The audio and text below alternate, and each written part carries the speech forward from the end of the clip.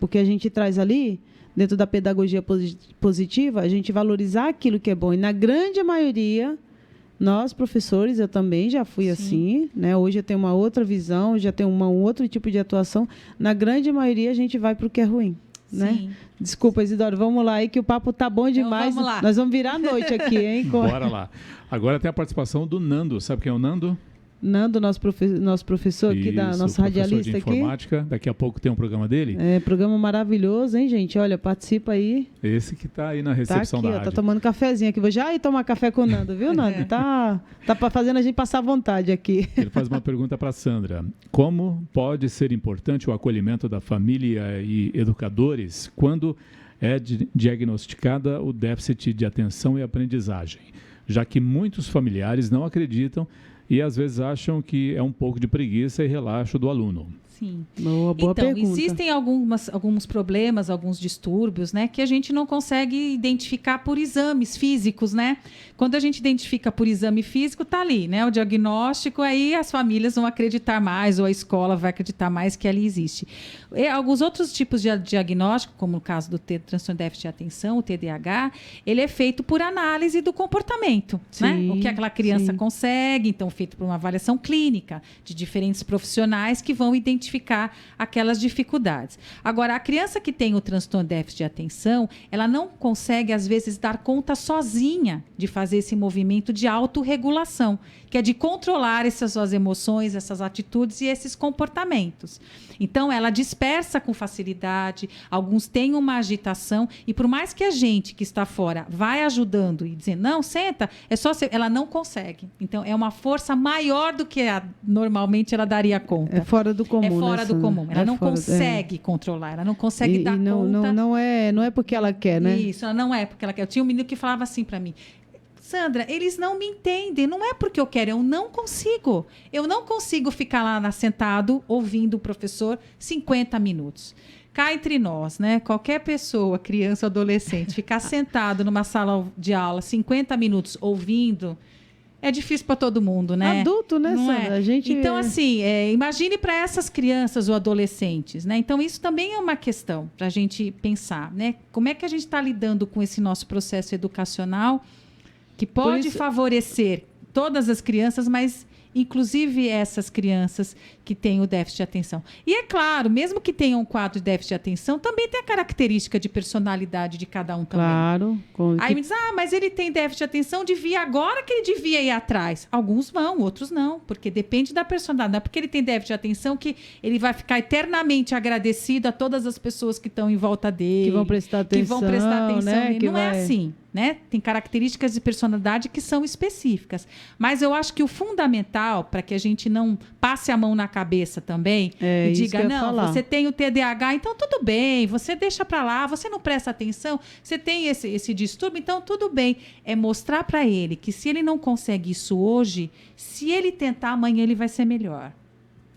É todo dia um pouquinho, esses desafios da mudança deste comportamento. Então, assim, olha, eu converso assim com os meus pacientes, olha, você conseguiu hoje prestar atenção aqui em mim 5 minutos. Vamos ver se amanhã você consegue 10.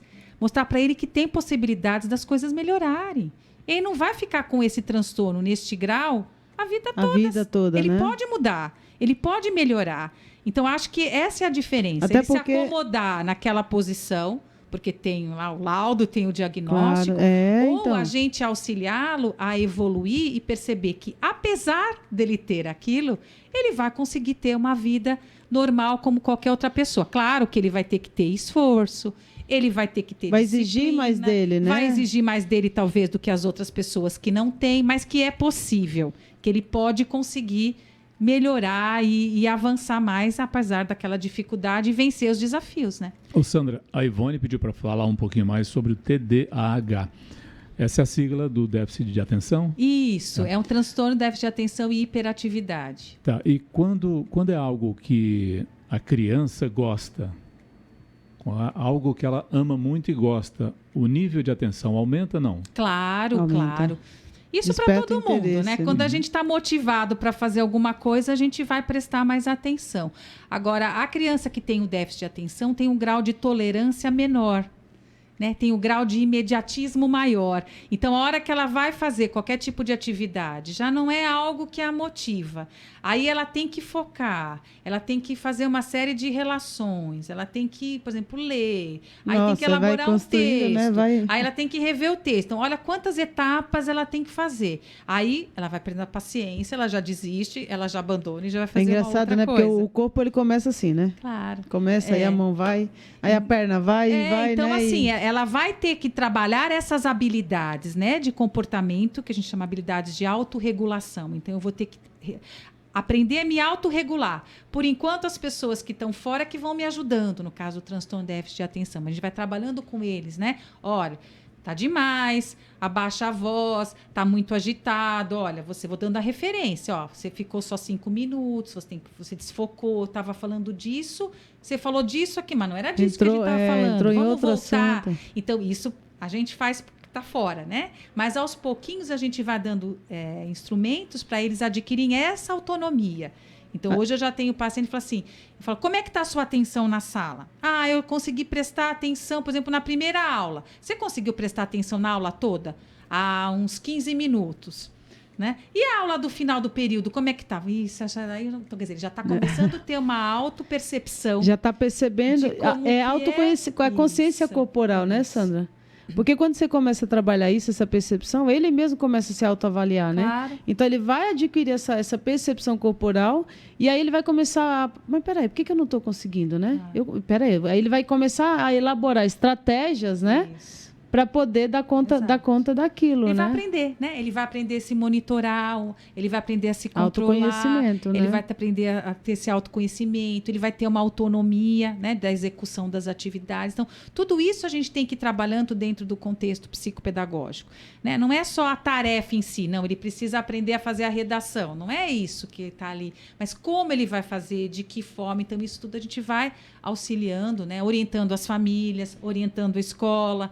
Olha, ele não terminou. E aí, como é que você faz para ele terminar, então, essa produção de texto, essa atividade? Esse trabalho, né? Como é que você faz ele voltar? Tem que ter esse monitoramento. Eu lembro que no colégio eu tinha 2 aulas de matemática numa sexta-feira, que eram as 2 aulas finais de matemática. Eu já não gostava muito de matemática. E quando chegava nas aulas de matemática, que era para fazer conta, na sexta-feira, as últimas 2 aulas, eu já estava esgotado. E você falou uma palavra certa, né? O esgotamento, né? Porque chega uma hora o cérebro começa a cansar, né, Sandra? Claro. E essas crianças que têm o déficit de atenção cansam mais facilmente. Porque o esforço dele é maior, né? O esforço químico dele, fisiológico ali, o metabolismo dele tem que trabalhar muito mais, E né? acho que é isso que as famílias têm que entender, né? Quando pensa essa coisa da preguiça, tentar se colocar no lugar dele, né? O cérebro dele está trabalhando acelerado, né? Agitado, não conseguindo se concentrar, a força que ele tem que fazer, né? Que chega uma hora que ele às vezes não consegue dar conta mesmo. Então, dividir em períodos mais curtos de tempo. Então, não dá para você, uma criança com déficit de atenção, falar para ela que ela vai ficar das 7 da noite até as 9 fazendo tarefa de casa, depois de ter chegado da escola. Não vai conseguir. Então, você tem que fazer o quê? Fazer intervalos, faz meia horinha, levanta, né? Então a gente vai auxiliando as famílias a pensar em estratégias, né? E vai melhorando. Eu tive um adolescente, que era adolescente, agora ele já adulto, que tinha transtorno de déficit de atenção, que é médico. Olha aí. Né? A gente fez o diagnóstico, ele não tinha diagnóstico, estava no primeiro ano do ensino médio, ele já tinha reprovado 2 vezes o primeiro ano do ensino médio. Aí eu comecei a fazer o trabalho com ele, fizemos o diagnóstico, descobrimos que ele tinha transtorno de déficit de atenção, foi fazendo as intervenções comigo. No caso dele, precisou entrar com a questão de medicamento. Passou no vestibular, daí um tempo a mãe me ligou, mandou... agradecendo, dizendo, olha, Sandra, muito obrigada, hoje meu filho é um médico, né? Então, veja, e tinha transtorno de déficit de atenção e hiperatividade. Então, é possível, né? Com qualquer que seja aí... Por isso que você tem que acreditar. Eu falo para a sua família, tem que acreditar que é possível. Eu acredito. Toda criança que chega lá para mim, eu acredito que vou conseguir fazer diferença na vida daquela criança. E que ela vai sair diferente do meu trabalho, dela ter passado por ali. E tenho certeza que ela vai evoluir. Né? Essa é a entrega, né? Esse é o ato que a gente faz de dar o nosso melhor, claro. né? Quando a gente pega uma sala, né? A gente... assim, quando você vai... Engraçado, Isidoro, quando você vai para uma escola, por exemplo, né? A Sandra foi professora, você chega assim, você fala assim, vou dar aula para a sala tal. Ninguém vem e fala assim, nossa, essa sala é maravilhosa, Márcia. Sim. Nossa, essa sala tem isso, essa sala tem alunos inteligentes, tem alunos ali. Nossa, você vai amar. Ele geralmente chega assim, que sala você vai dar? Vixe, Mari, sério? Você vai dar aula lá? Nossa, boa sorte, viu? E aí você fala, cara, aí você começa a trabalhar com os alunos, né? E você começa a perceber que, assim, o que falta muito, né? E aí a gente está falando aqui com a Sandra da psicopedagogia à criança, mas todo ser humano, a gente precisa acreditar nessas pessoas. Eu fiz agora, domingo, eu fiz mestre de cerimônia de um lançamento de um livro de um menino de 13 anos, Sandra. Eu vi, bonitinho, né? Um menino de 13 anos que escreveu, ele começou aos 10 anos de idade, ele tem, assim, né, uma inteligência muito bacana, e ele começou, e aí a família procurou uma editora, a editora chegou na editora, a editora falou assim, não, a gente acredita no seu filho, né? Ele tem potencial, porque ler os textos dele, falou assim, nossa, mas o texto dele é muito... E o menino fez, gente, essa coisa, assim, parecia eu fiquei emocionada, assim, sabe? Fiquei emocionada porque hoje os jovens, gente, principalmente quando entra na adolescência, a gente tem visto muitas pessoas desacreditando neles, né, Sandra? Porque é preguiçoso, porque não faz isso. A gente precisa, nós seres humanos necessitamos, não é nem de questão de precisar, nós necessitamos de pessoas que acreditem na gente. Eu falo porque eu sou muito dessas pessoas. Se alguém chega para mim e fala assim, olha, eu quero construir esse copo aqui, eu não sei como a pessoa vai fazer. Eu falo, você quer? Então você vai conseguir. Porque o caminho a gente descobre. A gente descobre, né? Talvez não seja no método tradicional, né? Que ainda a gente tem essa questão na educação, a gente sempre discute, né, Sandra? Bastante. A gente fala bastante, ainda tem muitos professores no método tradicional que, para alguns ainda funciona, mas para outros não. Né? Tem as metodologias ativas que você já falou, que está chegando aí. Tem diversas formas, a gente dá mais trabalho, mas o resultado também. Só que assim, né? A gente está na escola para trabalhar. Então, se dá mais trabalho, que bom que tem trabalho, né? Claro, e é o que você está falando. A Alicia Fernandes usa um termo que ela fala que é autoria, que nós temos que ser autor, né, da nossa história, autoria de pensamento. Então, se a escola conseguir trabalhar, né, dentro dessa ideia, né, de a pessoa ser única, né, ser autor de alguma coisa, ao invés de ser só um reprodutor de conhecimentos, né, eu acho que isso a gente vai conseguir avançar mais. E aí eu tenho certeza que algumas dificuldades de aprendizagem que a gente tem hoje vão desaparecer. À medida que a escola vai abordar esse conhecimento, essas aprendizagens de uma outra forma. Vai mudando, né? Claro, algumas crianças que têm os distúrbios, né? Porque a dificuldade é diferente de distúrbio. Claro. A dificuldade é algo que pode ser inerente à pessoa, que pode ser inerente à questão da construção do conhecimento da dinâmica familiar, pode ser um externo, problema de ensinagem, um problema social. Agora, os distúrbios de aprendizagem podem estar relacionados com esse desenvolvimento e como esse cérebro funciona. Então, a dislexia, que é um distúrbio específico de leitura, está relacionada ao que o cérebro dessas pessoas trabalha e funcionam de uma outra forma. Exatamente. Né? Diferente do que funciona as pessoas que não têm, no caso, esse transtorno. Mas, com certeza, toda essa mudança que eu acho que a escola ainda precisa ter coragem de fazer. A gente ainda está num sistema de aula de 50 minutos há quanto tempo? Sai um professor, entra professor. Esse modelo... Há quanto arcaico, tempo, gente? Né? Sempre. Né? Sempre assim. Quer dizer, você tem uma mudançazinha aqui, uma mudançazinha ali, mas não são mudanças efetivas, né? De uma reforma mesmo. É pouco ainda, né? Ainda é pouco para a gente conseguir, talvez, atender melhor. E, Sandra, assim, pensando nas nossas crianças, né? Vamos pensar na gente enquanto criança, né? Para as crianças de hoje é muito diferente, né? Claro. Muito diferente. Até porque eles estão cheios de informação. A gente fala dessa questão, né? De que a gente tem que usar aquilo que a experiência da criança, né? Eles estão cheios, né? Porque eles, assim, hoje a informação está aqui, né? Claro. Chega aqui, ele acessa qualquer conteúdo, qualquer situação, né? O famoso pai Google que a gente brinca, né? Mas muda o YouTube, né? E outras redes aí que a gente tem, que faz muita diferença, né? A criança de hoje não é mais a criança de antigamente, né? Isso, né? A criança de hoje tem características diferentes, né? Antigamente, a criança era vista como um adulto em miniatura, né? No passado, então como se ela fizesse exatamente, pensasse igual ao adulto, né? Depois, com os estudos da psicologia do desenvolvimento, a gente começou, da psicogenética, começou a perceber que a criança passa por fases diferentes, que em cada fase ela pensa de uma determinada forma diferente. Tem uma necessidade Tem uma diferente, necessidade né? diferente, que a escola tem que estar atento a isso, né? Favorecendo essas possibilidades, e a família também. E a criança de hoje tem aí, pela globalização, pela questão da internet, né? Uma outra condição. Isso não quer dizer que a gente também não precise continuar trabalhando alguns valores e algumas habilidades. Né? Por exemplo, a criança de hoje, ela faz muitas coisas ao mesmo tempo, né? Mexe no celular, vê tablet, ouve música. A hora que ela tem que focar numa atenção mais concentrada para uma coisa específica, ela tem um pouco mais de dificuldade. Então, o que a gente tem que fazer? Aproveitar isso que ela tem desse mundo de hoje, digital que está aí, né? Mas, ao mesmo tempo, continuar mostrando e trabalhando com essa atenção focada, que é essa atenção que a gente percebe que, às vezes, acaba hoje tendo uma dificuldade maior pelo que os pais trazem. Ela faz um monte de coisa. Uma hora que tem que sentar, pegar ali, só escrever, só se concentrar no texto, ler, né? Só se concentrar na leitura, né? Já não consegue. Então, assim, como é que a gente vai equilibrando, né, essas coisas positivas que vêm aí com as inovações, né, com o mundo que a gente vive, mas, ao mesmo tempo, mantendo aquilo que é importante para o desenvolvimento dessa criança, um desenvolvimento saudável, né? Sandra, quando você fala de medicamento para o déficit de atenção, que tipo de medicamento é esse? Então, a gente tem alguns tipos de medicamento que vai ajudar o quê? A criança que tem o TDAH vai ter uma dificuldade, principalmente nessa parte aqui pré-frontal, do córtex pré-frontal.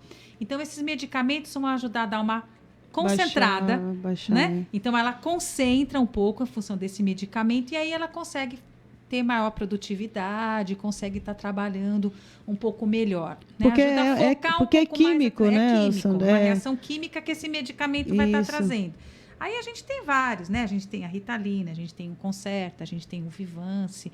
E aí junto com o médico, neurologista infantil, ou psiquiatra infantil. Prescrição médica, né? Não por conta própria, né? Então, o que normalmente o médico faz? Sempre consulta nós, profissionais que trabalhamos com as crianças, né? Psicopedagogos, psicólogos, fonoaudiólogos. A partir dessa análise, vai poder avaliar se tem a necessidade ou não de entrar com a medicação para determinadas crianças, adolescentes, enfim. Eu não sei se é folclore popular, mas o Einstein tinha dificuldade também, quando criança. Sim, né? O Einstein tinha dislexia, né? Que é um transtorno específico de leitura e escrita. Ele foi muito mal na escola, ele reprovou várias vezes na escola. A história dele é bem... Porque, na né? verdade, imagina... Então ele é do meu grupo, que reprovava muitas vezes. Se hoje a gente tem essa dificuldade de compreensão, né, desses problemas, imagine isso lá no passado. Né? Então, quer dizer, lógico que ele aí encontrou dentro aí das ciências, né, uma forma de desenvolver o potencial que ele tinha, né? E com aí, certeza despertou o gosto nele, né? E aí foi um sucesso, né? Porque tem uma coisa bacana, né, Sandra? Assim, acho que você podia falar. Você falou um pouquinho dessa coisa do gostar, né? É importante a família também perceber o que aquela criança gosta, né? Sim. O que aquele jovem quer para a vida dele, no sentido de o que desperta a atenção dele de verdade. Uhum. Porque vai percebendo, quando ele está fazendo tal coisa, nossa, ele esquece da vida, né? Você nem precisa... E usar isso também, não sei, né? Assim, acho que você pode até falar melhor. Usar isso talvez como uma estratégia também para ajudá-lo, né? Para mostrar, olha, tá vendo? Você conseguiu isso, você consegue então em tal lugar, né? Não sei, alguma... Porque, na verdade, a gente, né, enquanto pais, a gente às vezes deposita no filho aquilo que a gente quer que ele seja. Né? Com certeza, né? Então, assim, a hora que eu percebo, né, que eu gostaria que ele fosse, de repente, imagina uma profissão, alguém no futuro, e aí vejo que ele não vai conseguindo, né? No dia a dia dele, ele não vai dando conta daquilo, a gente acaba ficando um pouco frustrado, né, com relação Às vezes a a frustração é mais do pai do que da criança, está super de boa, então, a gente né? perceber realmente o que ele, né, gosta, o que ele consegue fazer, o que ele tem de potencial para poder desenvolver. Algumas crianças vão ter uma inteligência maior para a área musical, por exemplo. Né? Então, desde cedo já tem um potencial. Então, vamos estimulá-lo nessa via. Vamos continuando com as questões que são mais difíceis, né? Da leitura, da escrita, por exemplo. No caso, estou pensando numa criança aí que tem a dislexia. Né? Mas vamos para a área musical. A outra criança vai ter uma habilidade grande na parte motora. Então, vamos estimulá-la a praticar um esporte, né? Que isso vai fazer com que melhore sua autoestima, potencialize mais ainda as suas possibilidades, né? E ela vai descobrindo caminhos futuros. né? Talvez tem criança, por exemplo, criança que de repente que tem uma dislexia grave, tem uma dificuldade enorme para aprender a ler, ela vai conseguir, mas o caminho dela vai ser mais penoso. Então, para ela, de repente, escolher uma profissão que ela vai ter que ler, vai ser complicado. Então, que caminhos a gente tem? E hoje a gente tem uma diversidade grande, né? De possibilidades, de profissão, que dá para poder criar escolher, caminhos, né? Então, a criança precisa se sentir capaz. Né? Eu sou capaz eu consigo fazer, eu consigo aprender. E dentro da ideia do trabalho psicopedagógico, é isso que a gente tenta fortalecer.